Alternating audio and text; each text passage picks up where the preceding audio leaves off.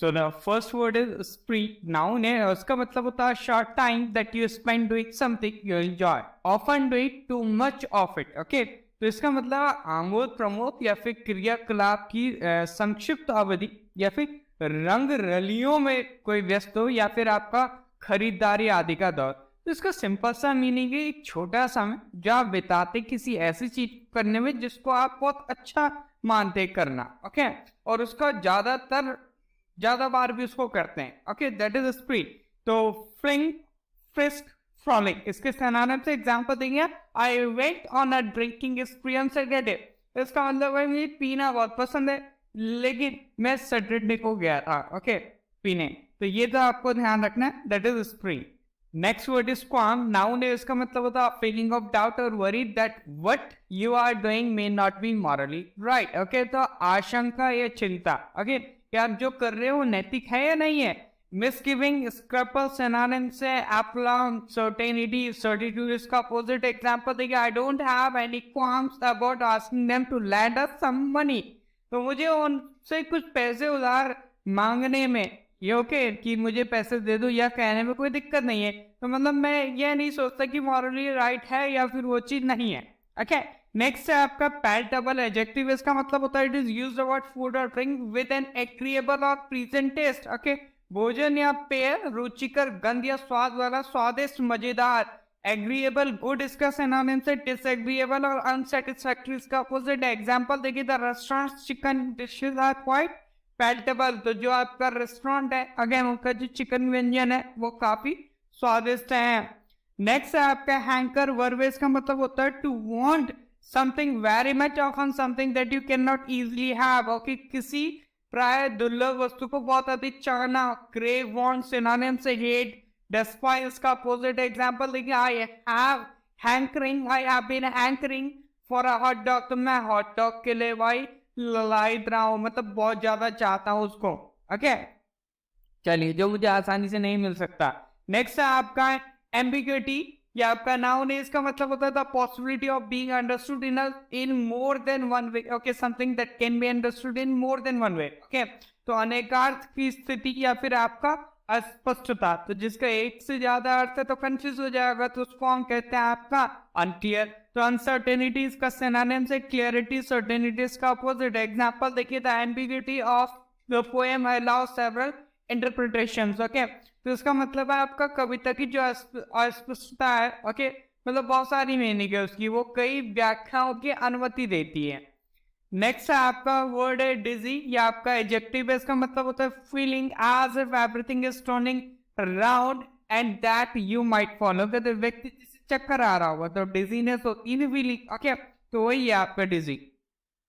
Giddy वोजी इसके synonym से clear headed, steadies का अपोजिट। एग्जांपल देखिए, आई फील और we can say I get dizzy at high altitudes. Okay, तो मुझे अधिक ऊंचाई पर चक्कर आने लगता है।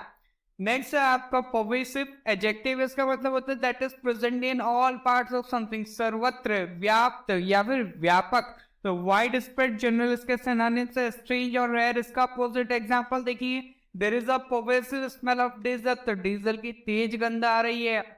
नेक्स्ट आगे बढ़ते हैं बम्पी एडजेक्टिव। इसका मतलब होता है नॉट फ्लैट और स्मूथ, उबड़ खाबड़, झटका देने वाला।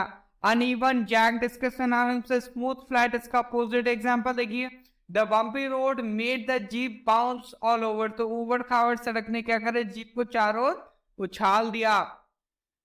नेक्स्ट वर्ड है रिफ्यूट वर्ब। इसका मतलब होता है to prove that a statement, theory, argument is incorrect. कथन, सिद्धांत, तर्क आदि का गलत साबित करना है फिर खंडन करना।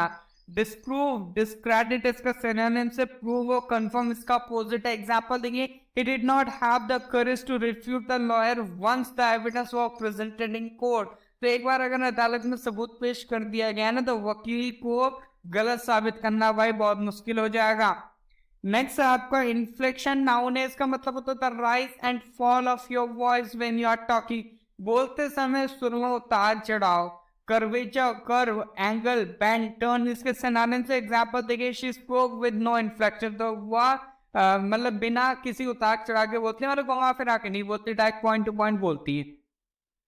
नेक्स्ट है आपका प्रोपेंसिटी नाउन है। इसका मतलब होता है habit of behaving in a particular way, विशेष प्रकार की प्रवृत्ति प्राय, अनुचित हो, एप्टनेस, टेंडेंसी, सिनोनिम्स एग्जांपल देंगे।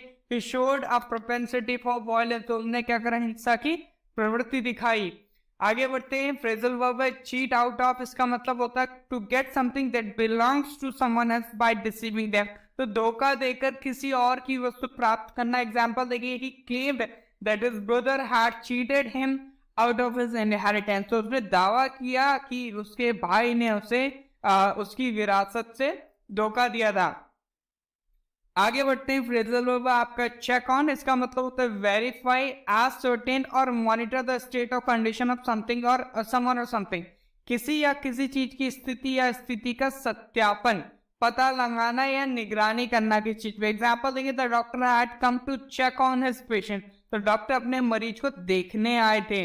आगे बढ़ते हैं, नेक्स्ट आपका फ्रेजल वर्ब है चेक थ्रू, इसका मतलब होता है to look at the parts of और विगिंस अ ग्रुप ऑफ थिंग, चीजों के एक समूह के भागों को देखना। एग्जाम्पल देखिए, I check through all his letters but found nothing useful, तो मैंने उनके सभी पत्रों की जांच की लेकिन कुछ भी उपयोगी नहीं पाया। नेक्स्ट आपका ईडियम है थॉर्न इन योर फ्लेश और विगेस थॉर्न इन योर साइड, इसका मतलब अ पर्सन और thing that repeatedly annoys you और कॉजेज यू पेन, एक व्यक्ति या वस्तु जो आपको बार बार परेशान करती है फिर आपको दर्द देती है। एग्जाम्पल देखिए, relentless campaigner he was a thorn in the government side for a number of years, तो एक अथक प्रचारक क्या था आपका, वो कई वर्षों से सरकार के पक्ष में काटा ना, मतलब सरकार को परेशान कर रहा होगा। नेक्स्ट आपका स्मेल राइट, इसका मतलब होता है to believe something is wrong, विश्वास करना कि कोई चीज गलत है। एग्जाम्पल देखिए, when I got an email asking for my password, okay, I should have smelled a rat, तो जब मुझे पासवर्ड मांगने वाला ईमेल आया था ना, तो मुझे यह समझ लेना चाहिए था कि वाह भाई आपका झांसा है या फिर कुछ ना कुछ गलत है। ओके, उस पर विश्वास नहीं करना चाहिए था, बट मैंने कर लिया और पासवर्ड दे दिया, इसका ये अंडरस्टूड मीनिंग है। नेक्स्ट आपका थर्ड है harp on the same string, इसका मतलब है टू रिपीटेडली से द सेम थिंग, बार बार एक ही बात कहना। एग्जाम्पल देखिए, I am tired of hearing him harp on the same thing, harp on the same string, मैं उस पर एक ही तार पर मेरा सुंदर थक गया, मतलब एक ही बात में मैं थक गया हूँ भाई।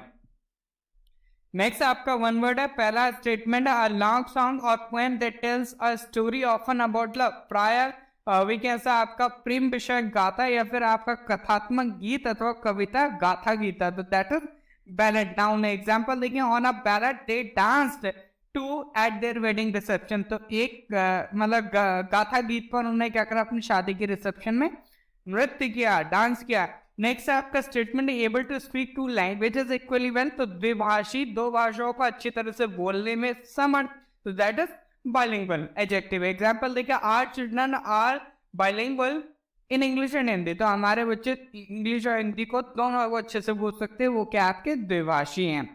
नेक्स्ट आपका वन वर्ड स्टेटमेंट, आप custom of having more than one wife at the same time, तो बहुपत्नी प्रथा, तो दैट इज पॉलीगैमी और वी कैन से बिगमी, नाउन है, तो इसको ध्यान रखना आपने। तो ये तो था आज का वोकैबुलरी सेशन, आई होप आप सभी ने एंजॉय करा होगा। सेशन को लाइक करें, शेयर करें एंड चैनल को सब्सक्राइब करें।